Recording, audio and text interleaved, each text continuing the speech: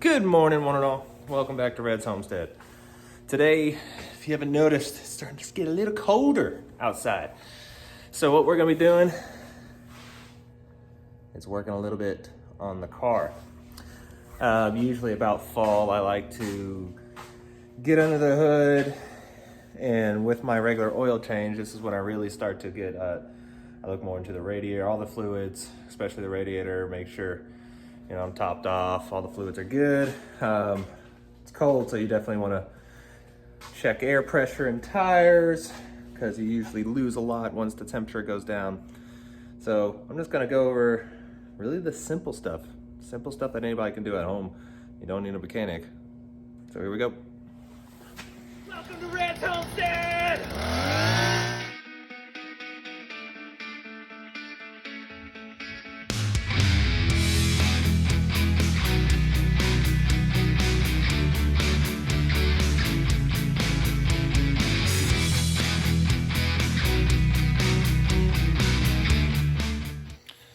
So what do you need to do an oil change? Well, first thing you need oil and an oil filter. That's the two basics. And you can look all that up of which one your car. You can either go to an auto parts store and they'll give them your make and model and they'll be able to tell you. You can look it up online and it'll be able to tell you.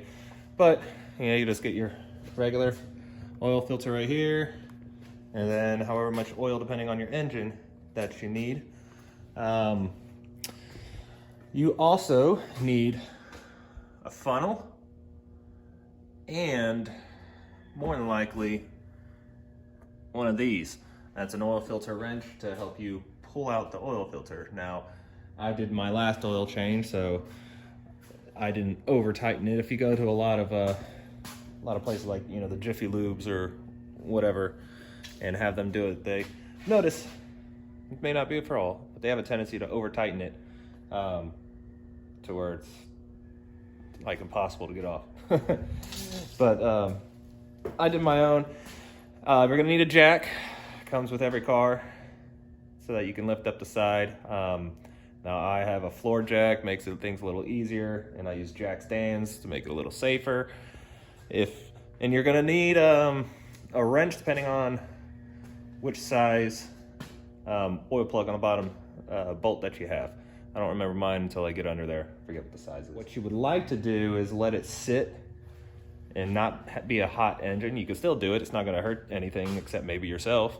The oil can get pretty hot, so if you're a little clumsy and not familiar, then you may just want to let your engine be cold so that when the oil comes out and you happen to touch it, you don't get burned. All right. Jack this up. And whether you're changing a tire or just lifting it up so you can get underneath and do the oil, one thing you're gonna want to know, what are those two little notches there? Well guys, that's where your jack goes. It's predetermined by the manufacturer. That's the best place to go.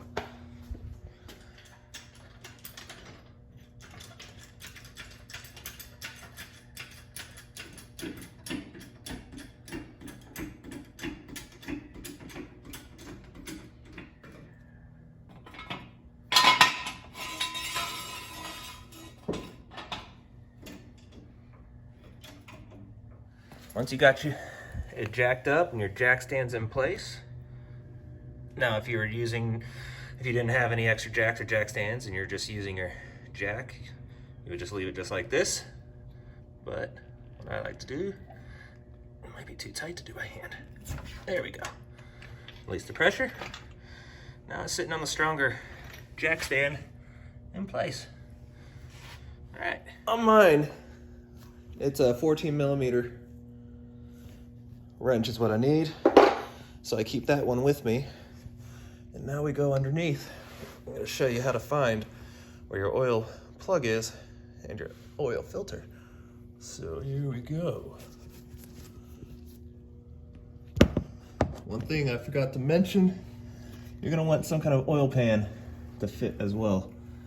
So if you look under here, you see there's my oil filter. I have my oil catcher right here because that is my the bottom of the engine. So you can always find it because it's at the very bottom of the engine. And see if I can get the camera. That is the plug. And so all I do is undo that plug and all the oil is gonna come pouring out. And then I'm gonna unscrew that filter, which has a whole bunch of oil in it too. So when you unscrew it, make sure you got your pan underneath, and that's gonna completely drain the engine of oil. Doing this while the engine's hot. Again, be careful. This will be hot oil.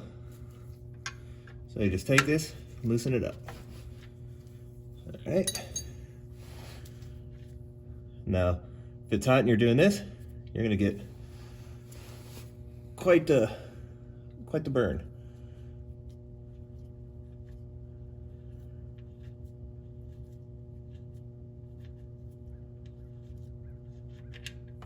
Well, there's your oil. I like to keep a rag on hand, so a lot of times this will fall if I'm not, being careful. But I actually caught it this time.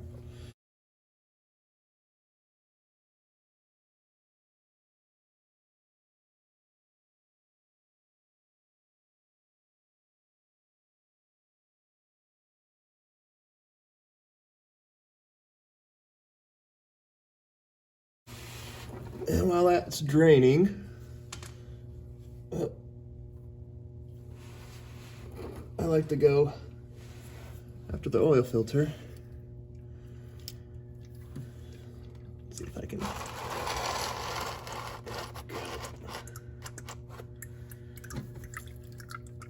See if I'll be able to hand turn it.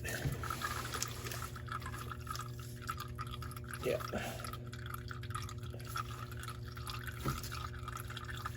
I don't like using the oil wrench because it's a very tight squeeze right here. But you can see a lot of oil in this as well.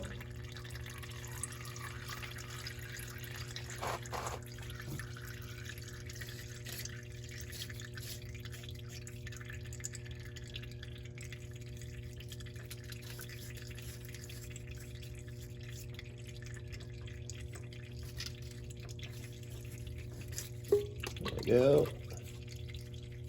Dump all that out. And now everything's off. So we have basically the last drips coming out. I'll go ahead and put the oil filter back on. What I like to do is just put a little bit of oil around here, around this, so that it just has a nice seal.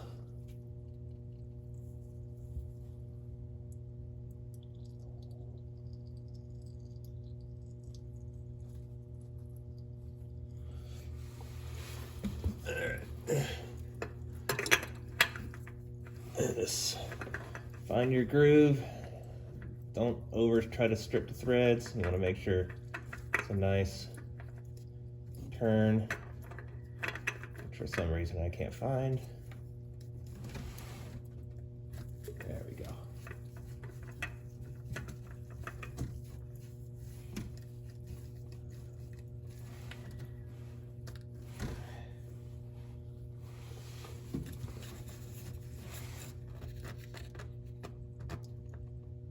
There. All right. And now we're pretty much drained. So I'm going to go ahead and put the bolt back on.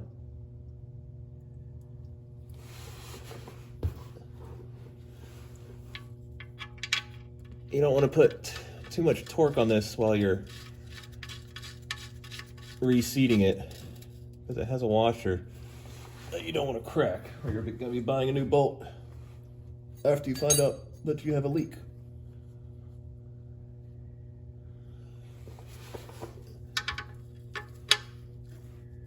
There we are, back on. That's all you have to do underneath the engine. So I'm gonna go ahead and let the car back down.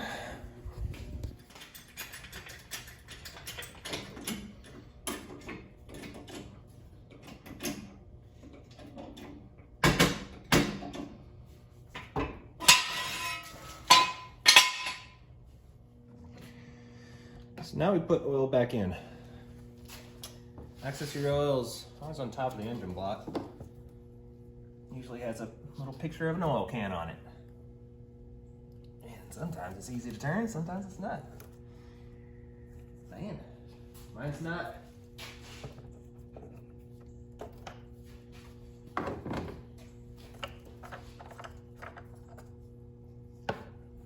lose that guy. Each model's different on what the best kind of oil is.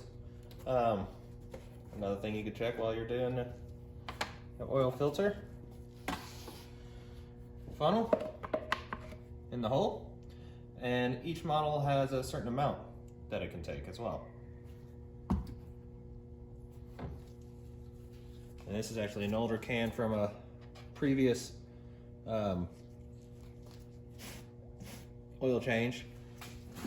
But you can see it's got the liters and the quarts, so you can get the right amount into each one. So mine takes a little over 4 quarts. So I've got about 1 quart in here, and these are 5-quart containers, and then an unopened one right there. So we're gonna get the 1 quart in here. That one's done.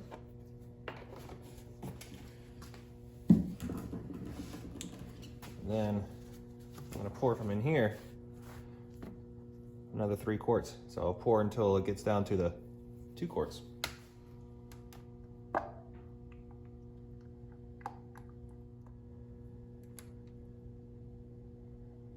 right. That's my 4 and a little bit of oil. Let's take this guy out. Pop the cap back on. You've officially done an entire oil change. As well as doing my oil, since it's getting cold, I always want to top off my antifreeze. Now this is different than a full radiator flush. A full radiator flush, I'd be having to pop into the radiator, running the engine, cycling it. We're not doing any of that. I'm just filling up the reservoir. So, giving you a close look. Radiator, always at the front to take the wind. It's always got the silver cap on the top that gives you a big old warning that it's pressurized. So don't open that when it's hot. And then there's always a reservoir next to it, which is supposed to have a cap, which mine does not have. I didn't realize that. So I just make sure that's full, and then during your driving, it's gonna go ahead and cycle everything through, and I'll check it again in a week or 2 to make sure it's good to go. I also check my battery connections. As it gets colder, it's gonna be harder to start your car. So you wanna make sure there's no corrosion, and this looks pretty good. So I'm not even gonna bother taking those off and cleaning them. I will always check as well the brake fluid, which is in between the lines, so we're good there. It's actually close to its max. And that's usually all I'll check for when it comes to liquids on the tune-ups. I don't look at power steering fluid, because you'll know when your power steering fluid's going bad. You ain't gonna be able to turn. You always want to have a different funnel for antifreeze. That hopefully isn't dirty like mine is. Gotta clean it out. Works exactly like the oil.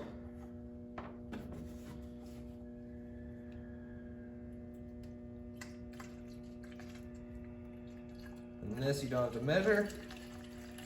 You just fill it up to the top.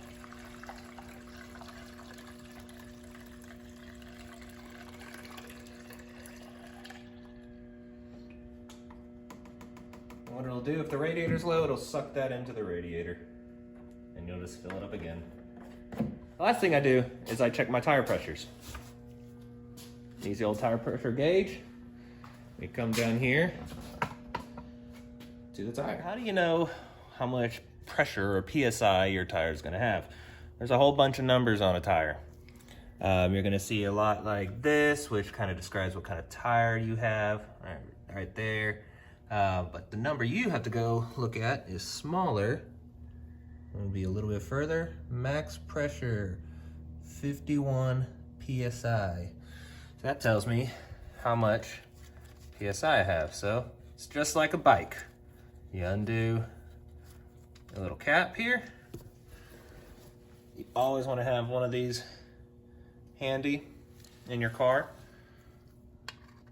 You pop it on,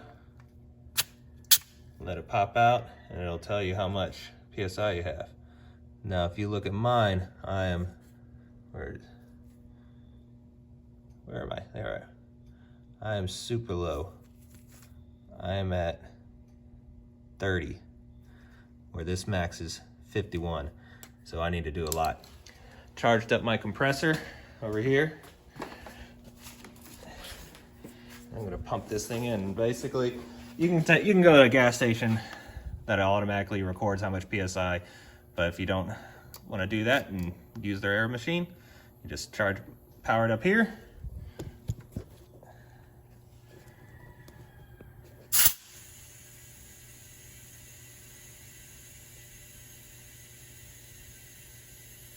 I'm actually surprised I didn't get a warning light. I think once it drops to 27 PSI, it'll pop up a warning light on my car.